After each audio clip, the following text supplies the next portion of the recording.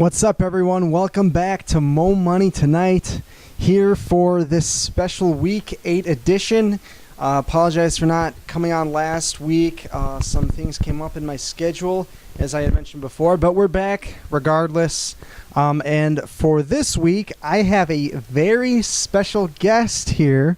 I wanted to welcome on Blake Lindemann. No, God! No, God, please, no! No! No! No! Blake is going to be joining us for the entirety of this broadcast, for better or for worse. You gotta be fucking kidding. Blake, how's it going?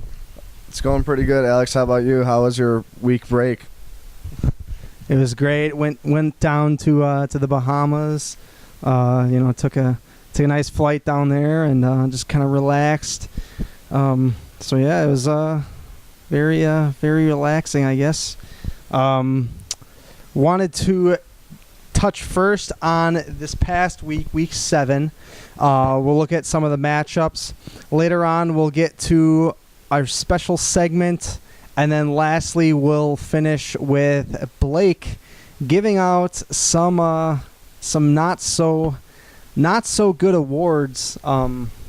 You guys will find out later, but first we'll start off with the Week 7 recap. Wanted to get started here with NASDAQ 5000 against Sandusky's boys. Sandusky's boys, Tom really coming on strong now. He's 5-2, leading his division. Nate, after starting 4-0, has now lost 3 straight. Blake, what do you have to? What's your opinion on these two teams? Holy shit, I can't believe that Nate just lost. You said 3 in a row, Alex, is that correct? Oh my, that is just... He really turned, like Lovie Smith, he really turned the Bucks around, but he took a turn for the worst. I think Lovie Smith took over Nate's team about 3 weeks ago. About a week ago. And just basically ran this thing into the ground. I mean, you could not... Between Giovanni Bernard and Alfred Morris, they combined for 13 points. That's not going to get the job done. And Cam Newton not having a good week. But on the other side, you have Tom. I have to give credit to him. Russell Wilson putting up huge numbers. 46 points this past week. Yeah, holy shit. Tom is having a good all-around week. So Tom gets the win in that one.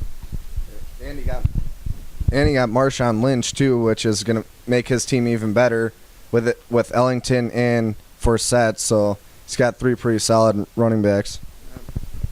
Tom doing a surprisingly good job. I know we've ripped Tom in the past for making stupid trades, but you have to give credit where credit's due. Tom, 5-2. It's looking like a force to be reckoned with. Speaking of forces to be reckoned with, sarcastically, we have Yamaji's team against Joe. And Yamaji gets his second win of the season, second win in a row, beating Joe. This one was a lower scoring affair. Yamaji winning 114-109 on the shoulders of Peyton Manning, scoring 41 points. Joe also got some help from Le'Veon Bell. Joe is a game behind in his division behind Tom. Yamaji, 2-game winning streak. Blake, what do you have to make of this one? Yamaji, he won 2 games in a row, but his team really, he's not doing very well at all. I mean, all he has is Peyton Manning, so not much. Yeah, not much, but sometimes Peyton Manning's all you need. So you never know. And moving on, we have the Cuban immigrants against T-Rock's team. Bert losing 4 straight. It's not looking good for Bert. I believe I picked him like 3 or 4 weeks ago to make the championship. That was my bold prediction, and obviously that was just a completely awful prediction on my part. Had I known that Bert was going to make some really stupid moves and end up, his running backs are Andre Williams, Ronnie Hillman, and Bishop Sankey. That is not going to get you any games. Honestly, before the season started, I probably would have known who Ronnie Hillman was. Andre Williams, who the fuck is that guy? Bishop Sankey, he was supposed to be all right coming into this season. Hasn't really lived up to the name. He's going to get points every week out of Antonio Brown, which is, Antonio Brown's a great fantasy producer. But what he gave up was Matt Forte. And I just wanted to point out, Bert, that the 3 weeks that you had Forte were, out of the 7 weeks of the season, they ranked in points scored 7th, 6th, and 5th in his total points. He had his 3 worst performances of the season while he was on Bert's team, and now he's really coming on strong for my team. T-Rock, on the other hand, also relying heavily on individual performances rather than a whole team effort. Demaryius Thomas, 41 points. Golden Tate, 35 points. But T-Rock's team is putting up a lot of points, Blake. Yeah, T-Rock's team is like somewhere in the hunt, definitely, with Demaryius Thomas and Julius Thomas. However, Bert, not so much. Bert, you can go fuck yourself, nigga! Whoa! All right, moving on. We have the Ciroc boys against Megatron's Mercenaries. Steve really had to get a win in this one, and he did. Heading into this week, I wasn't, my team was in shambles. Nick Foles, Macklin, AJ Green, all out. Yeah, the Eagles defense, let's not forget, the number 1 ranked defense in the league. I think I picked them up like the 3rd week of the season.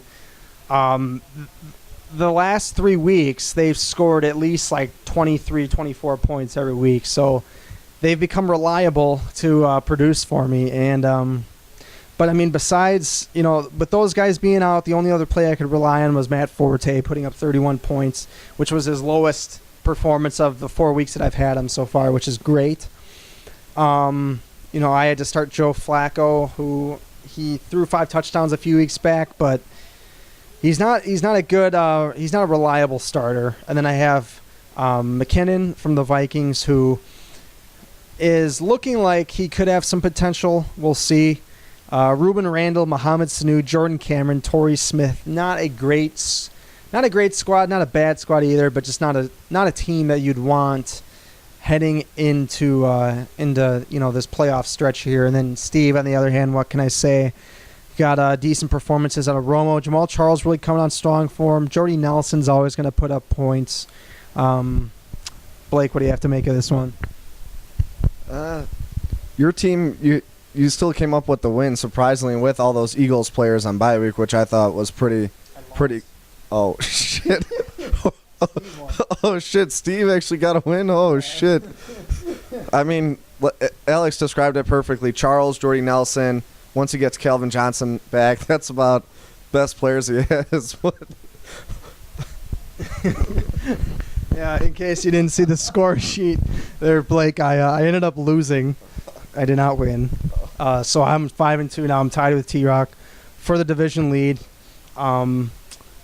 Heading into a huge Week 8 matchup next week against T-Rock. Both teams 5-2. It's going to be a huge game for both teams. So it's going to be interesting to see who wins that one, who can take the lead heading into the second half of the season here. Next, we have Brandon Hoyer, who just recently changed his team name already. He was Aladdin. I don't know what the hell happened. He decided to give up again. He lost to Dan. Dan holding he has the lone best record in the league now. He's 6-1. Dan getting the win in this one over Stens. Stens actually had a solid performance from anyone. Just needed to get some more numbers out of Ben Tate and Jay Cutler. I think had he started Breeze, he would have been in better shape. But Dan, once again, Andrew Luck, Foster, Lacey hasn't had the best season, but he's he's gotten a few touchdowns recently, and he's looking like he could do well this last part of the season. DeAndre Hopkins looking like a great young talent over there in Houston. Edelman and Terrence Williams, they're just average wide receivers, but we'll see how Dan will do coming in this last part of the season, Blake. Dan, I mean, he's got, as his record shows, he's got one of the best teams in the league. I mean, the trade, him trading away Marshawn Lynch, I felt was hurt his team a little bit, but also he needed a quarterback that's going to put up 20-something plus points a week consistently. So it's give or take. But I felt like, as Alex stated, Lacey is coming on strong. So warning to whoever plays Dan. All right, the last matchup we got to go over here is Blake Montana against John Huku. I'm not even going to say his name because it's so stupid. Fader, the second victim to fall to Blake this year. There's nothing more embarrassing in a league than losing to Blake. And also, not only losing to Blake, he could have beat him. I mean, Blake had 131 points, which is it's beatable. It's beatable. It's a decent number. But Fader scoring 104 points, barely getting over the 100 mark. He started Kyrie Robinson, who had 0.6 points, which I'm not sure why. With Mark Ingram starting, he's back now, and Pierre Thomas backing him up. So I don't know what the hell he was thinking there. Jason Witten getting like 4 points. James Jones. This is not the James Jones that was on the Packers, Fader. This is the new James Jones that's on the Raiders, and no receiver on the Raiders is going to be a good fantasy receiver. So, Blake, why don't you walk us through your matchup here? All right, so for my team, we had Dalton shit the bed, Murray.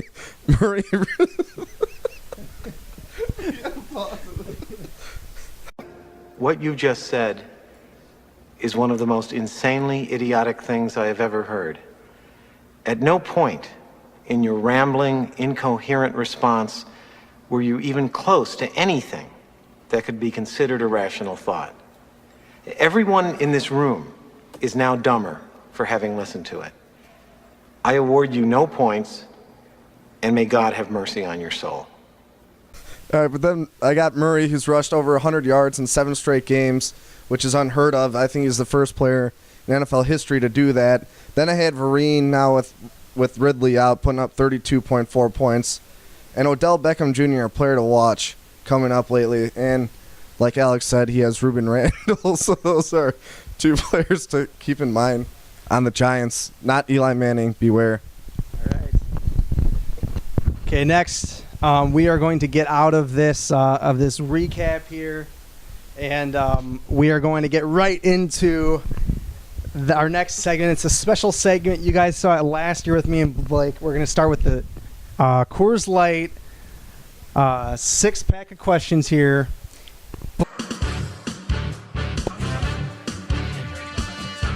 Who will finish with the worst record in the league? Alex, I would think that Bird is probably going to finish with the worst record in the league. I mean, his track record so far this season isn't looking good. He traded away Forte, which in return he got Antonio Brown pretty good, but other than that, Rashad Jennings out for a couple more weeks. Bird's just destined to get last place in the league, in my opinion. I would probably agree with you there. Second question here, Blake, for you on the Coors Light 6-pack of questions here. If you could choose one fantasy keeper, who would you choose? It's a really, really tough question to answer. But right now, I'd probably go with DeMarco Murray or Matt Forte. I mean, Forte is getting old, but he's consistently catching the ball, putting up points. In our PPR league, he's a big focal point of the Bears offense, so I'd have to go with those 2. Question number 3. How would you rate Dan's performance so far replacing Bub this year? He has stepped in and did a great job. I mean, Bub, unfortunately, otherwise, the last few years had great teams, and just his performance did not show up. Started guys like Scott Tolzien, started like, oh, I want that guy. He played on the Badgers, and starts them, and they just do shit. Dan, on the other hand, he likes the Badgers, but he's not starting guys that are like 3rd or 4th string like Bob would. So I'd say he's really turned. I'd say Johnny Denzel has really turned the Bucks around. All right, Blake. Question number 4. Of the 2 people who have gotten a new career recently, we have Yamaji, who recently just got a job in Chicago as at the Chicago PD. So congrats, Yamaji.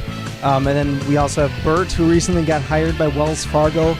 Now we have Blake working at Wells Fargo, Joe working at Wells Fargo. I guess they just hire anyone these days. But but Blake, who do you think will get fired from their new position first, Bert or Yamaji? I mean, one thing I've looked at throughout our standings in our league, people who got jobs first are doing better. The people who have just recently got jobs aren't doing as well. But I see I see Yamaji coming up a little bit short in his job performance. I mean, he's probably gonna, I thought you said that street to go to. No, you're just done, Yamaji. But I don't know. We'll just have to see if they play their cards right, and we'll have to play the waiting game and see. But I think it's gonna be Yamaji in the end getting fired.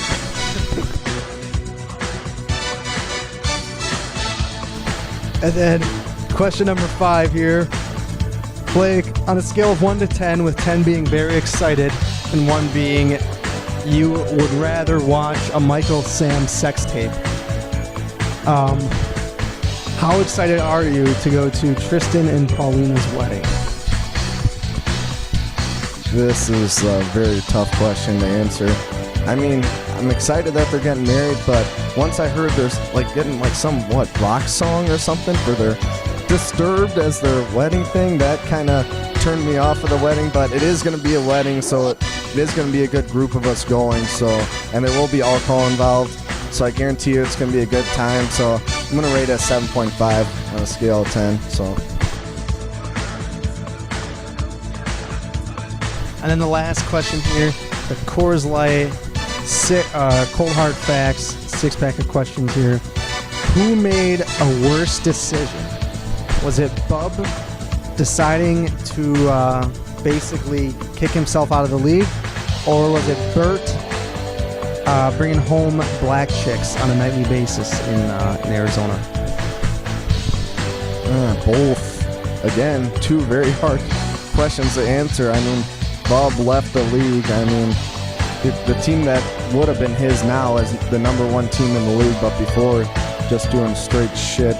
And then Bert bringing home the black chicks. I mean, I don't know why he moved all the way to Arizona for that. In Milwaukee, there's plenty of them for him here, but I guess he just didn't find the right ones for him here. But I'd have to go with probably Bert.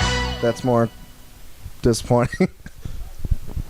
I would have to agree. I saw a recent picture of Bert with 2 black chicks. One looked like she got in a fender bender on her forehead. No disrespect to her, but she's fucking gross and ugly. But hey, we'll let Bert do his thing down there in Scottsdale. I mean, there's definitely no Beyonce. Let's just put it that way.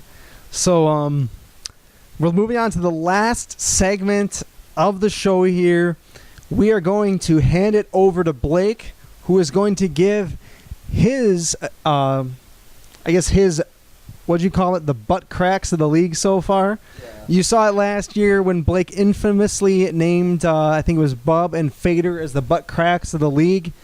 Let's see who Blake thinks are the butt cracks of the league so far this season. My anaconda don't want none unless you got buns, hun. All right, the number 1 butt crack, right dead in the center, has to be Burt McAndrew of the Cuban Immigrants with the worst record in the league. Then following up on the left cheek would have to be Brad Yamaji, who's been coming up a little bit short this year. Then on the other side would have to be myself and who's the other person?